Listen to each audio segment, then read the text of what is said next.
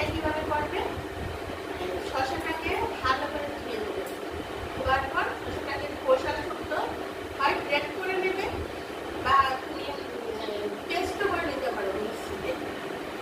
আর লেবু same great করে নিতে পারো।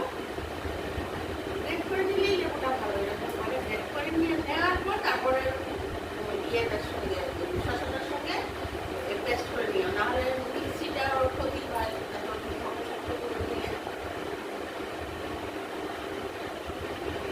কি করবে এটা, এই দুটো মিক্সিংকে কড়াইয়ের মধ্যে বসিয়ে তাওয়া মানে হিটের গ্যাসটা জ্বালিয়ে তাওয়া দেবে। তাওয়ার উপরে এটা সরাসরি হিট দেবে না।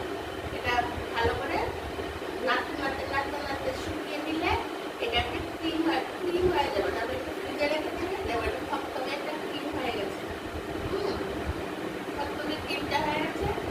তারপর এই ক্রিমটা মুখের মধ্যে ভালো করে এরকম মিক্স করে করে করে করে সকালবেলার মধ্যে চোখে জল দিয়ে মুখ ধোয়ার পর তারপর এই ক্রিমটা মুখে লাগিয়ে নাও। লাগিয়ে নিয়ে তারপর তুমি রান্না টান্না করো, সব কিছু করো। তারপর রান্না করার পর তারপরে যখন তুমি চাপে যাওয়া 10 মিনিট আগে আমার মুখটাকে করে জল দিয়ে ধুয়ে দিলে রান্না টান্না হয়ে গেলে একটু হয়ে গেল। মুখের মধ্যে যতটা টাইম থাকে কোনো ক্ষতি নেই, ক্ষতি কিচ্ছু নেই। লেবু